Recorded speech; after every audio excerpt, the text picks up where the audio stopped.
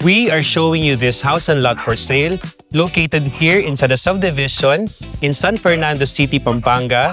This is near SNR and NLEX. Let's check it out. Hi, my name is Howie, your trusted real estate agent from Live Realty, and welcome to another Howie TV house tour. Let's go. This property has 4 bedrooms, 3 bathrooms, living, dining and kitchen, service kitchen, staff room, pocket garden, and 1 carport.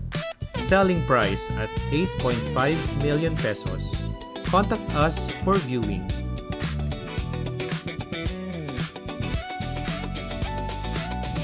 So guys, let's talk about the location first because the primary strength of this property is the location. If you're familiar with NLEX, Azure, Ford Pampanga, Pampanga's Best Building, the village is right behind the Pampanga's Best Building. So, as you can see in the facade, number 1, this is a pre-owned house, but it is super good deal for its price.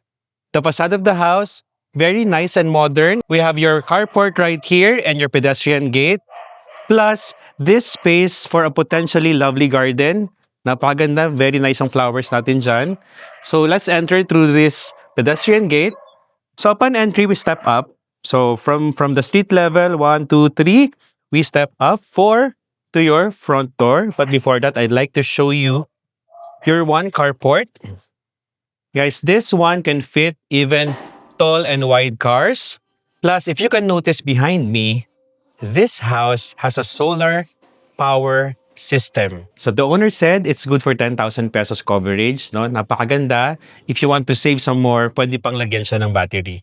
Now, this way is leading to your storage area and your side door. Plus, on this area, ito guys, nai-imagine ko to. For those of you na mahilig sa plants, ang laki ng potential ng garden na to. Kasi it goes through dito pa sa side ng house.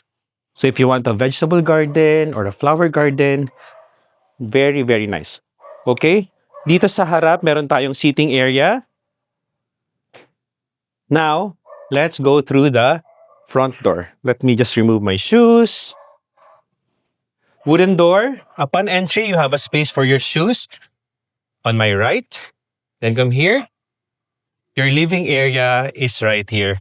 By the way, guys, upon purchase, may iwan dito yung mga air conditioning, yung mga things na hindi na move, but the personal items will go with the seller.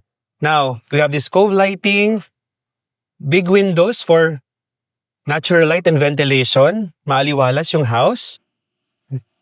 You have your couch right here. Then dito may sliding door tayo that separates the living to the rest of the house. Okay? From here, ito yung staircase natin. We have the aquarium, marinig yung water, no? Plus, yung dining natin is over here. 6-seater dining table, big windows on either side. Ang laki ng setback natin, pwedeng taniman, pwedeng maging service area, it's up to you. Now, this way is your kitchen. So, we have this L-shaped kitchen, storage above, we have your sink, your stove, and more storage underneath. Now, this way leads to now this door is your first bathroom. You have your sink behind the door. You have your toilet and your enclosed shower right there. Okay? Now, this door leads out to the side of the house. Going to the carport, to my right and to my left is a storage unit. Okay. Now, what I love about this house is marami siyang storage, especially the one under the floor. Meron na ginawa dito yung owner na storage underneath the stairs. Okay, now let's go to the second floor. So, wide yung ating stairs. Upon mid-landing, napakagandang curtains dito. Big window, natural light. More steps going up and you have this second floor landing. Okay? We have this big mirror right here. This door is your second floor bathroom. So, you have your sink, your toilet, and your shower area over there behind those curtains. So this house has a 4-bedroom. So currently, iba-iba lang yung use niya.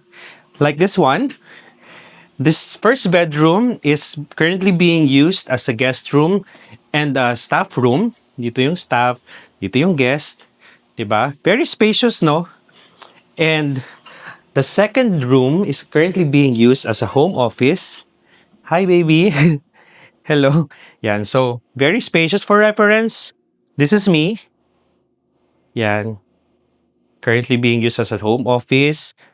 Very nice. Then, the third room, eto, nakasetup naman siya as a walk-in. Pero syempre, it's a bedroom for those of you na bibilhin to. Alam mo, naisip ko tong house na to is perfect for starting families. Kasi very affordable siya for the location. Sobrang ganda. If you want a starter home in the middle of San Fernando, Pampanga, consider this house, okay? Set up then for home office. And this room has a balcony, very spacious, currently being used as a workout area. Ayan, diba? You can see the greens outside. Very nice. Now, the last room would be the master bedroom. So yung master bedroom is bigger than the rest of the rooms dito sa second floor. We have this king-size bed. We have space on either side. May outlets tayo dyan. Side table. We have this recliner right here. Diba? Ang wide ng recliner pero hindi cramped tingnan. Plus on this area, may cabinet dito. Plus may television dito sa side na ito.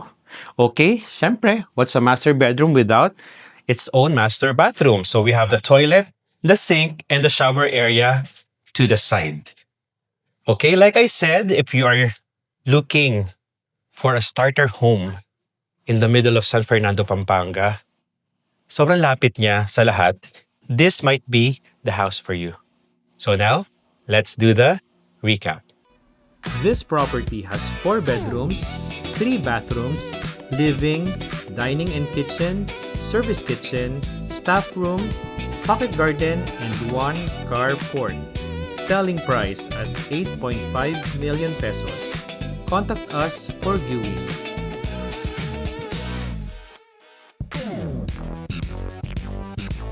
Thank you so much for watching. We appreciate every like, share, and subscribe. Once again, my name is Howie, your trusted real estate agent from Live Realty. Together with our director, Ken, we hope to help you find your next property. Until next time, God bless. Bye.